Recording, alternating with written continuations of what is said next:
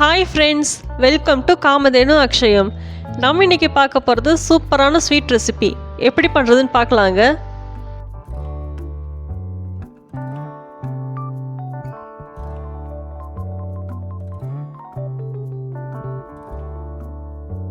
நான் இன்னைக்கு 1 கப் அளவுக்கு கடலைப்பருப்பு எடுத்திருக்கேன். இதை 2 தடவை கழுவிட்டு ஊற வச்சிடலாம்.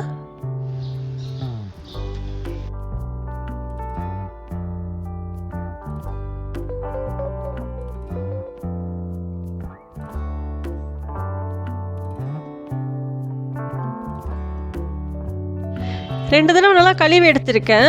இது கொஞ்சமாக தண்ணி ஊற்றி ஊற வச்சுக்கலாம். இது ஒரு 4 மணி நேரம் போல் ஊறட்டும். இப்போ பார்த்தீங்கன்னா நல்லா ஊறிடுச்சு. பருப்பு கையில் எடுத்து உடைச்சாலே உடையுது, அந்தளவுக்கு ஊறி இருக்கு. போதும், இப்போ வேக வச்சிடலாம். இதை குக்கரில் வேக வச்சு எடுத்துக்கலாம். நம்ம எந்த கப்பில் பருப்பு எடுத்தோமோ அதே கப்பில் 3 கப்பு தண்ணி ஊற்றி வேக வச்சுக்கலாம். இந்த கப்பில் தான் பருப்பு எடுத்திருக்கோம். இதே கப்பில் 3 கப் அளவுக்கு தண்ணி எடுத்துக்கலாம். குக்கரில் 2 விசில் வச்சா போதும். குக்கரில் 2 விசில் விட்டு எடுத்துக்கலாம். அப்போ பருப்பு நல்லா வெந்து வரும். ப்ரெஷர் நல்லா குறைஞ்சதுக்கப்புறம் எடுத்து வச்சுருக்கேன். தண்ணியை தனியாக வடிகட்டி வச்சுருக்கேன். வேணும்னா சேர்த்திக்கலாம். இப்போ பார்த்தீங்கன்னா பருப்பு நல்லா வெந்திருக்கு. மாவு மாதிரி மசியுது. போதும். செய்யும் போது தண்ணி தேவைப்பட்டுச்சுன்னா சேர்த்திக்கலாம். இப்போ நம்ம செய்ய ஆரம்பிச்சிடலாம். முதல்ல வெல்லத்தை கரைச்சி எடுத்துக்கலாம். அதுக்கு ஒரு பாத்திரத்தில் 1.5 கப் அளவுக்கு வெல்லம் சேர்த்துருக்கேன். 1 கப் பருப்புக்கு 1.5 கப் வெல்லம் சரியாக இருக்கும். 1.5 கப் வெல்லம் ஸ்வீட் சரியாக இருக்கும், திகட்டாது. உங்களுக்கு அதிகமாக வேணும்னா கொஞ்சம் கூட சேர்த்திக்கலாம். இப்போ கொஞ்சமாக தண்ணி சேர்த்துருக்கேன். வெல்லம் கரைச்சா மட்டும் போதும்.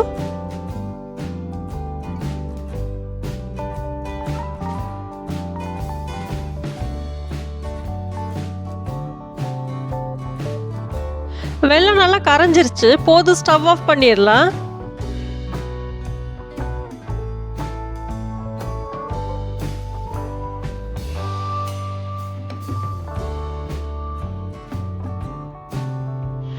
ஒரு கடாயில் நம்ம வெள்ளைக்கரைச்சலை வடிகட்டி எடுத்துக்கலாம். வெள்ளைக்கரைச்சலில் நிறையா மண் தூசி இருக்கும், அதுக்காக தான்.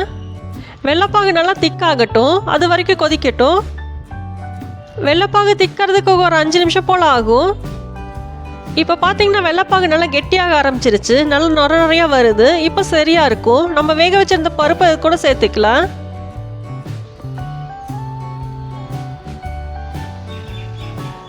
பருப்பு சேர்த்துட்டு நல்லா கலந்து விட்டுறலாம். இப்போ தண்ணி தேவைப்பட்டுச்சுன்னா சேர்த்திக்கலாம். நம்ம பருப்பு வேக வச்ச தண்ணியே இருக்கும்ல, அதையே சேர்த்திக்கலாம்.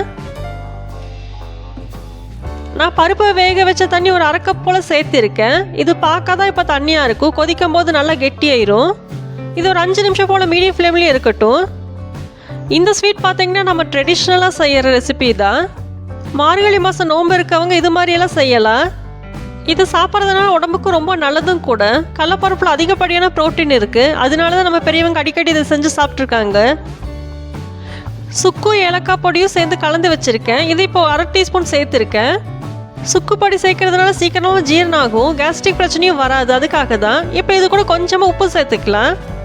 ஏலக்காய் சேர்க்கறதுனால ரெசிபி நல்லா வாசமாக இருக்கும், அதுக்காக தான். இப்போ நல்லா கொதிக்க ஆரம்பிச்சிருச்சு, நல்லா கெட்டியாக ஆரம்பிச்சிருச்சு. போதும், ஸ்டவ் ஆஃப் பண்ணிடலாம்.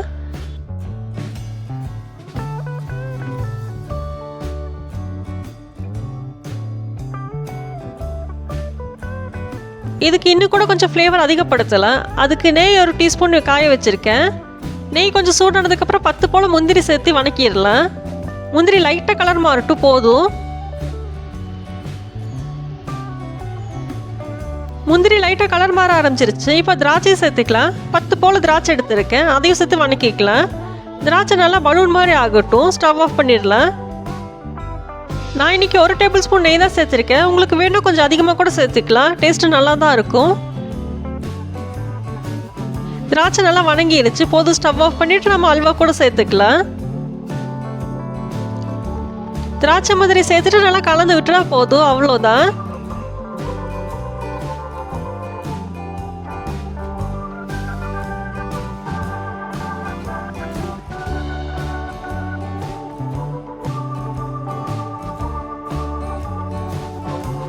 நம்மளோட ட்ரெடிஷ்னல் ரெசிபி கடலைப்பருப்பு அல்வா சூப்பராக ரெடி ஆயிடுச்சு. நீங்களும் இதே மாதிரி செஞ்சு சாப்பிட்டு பாருங்கள்.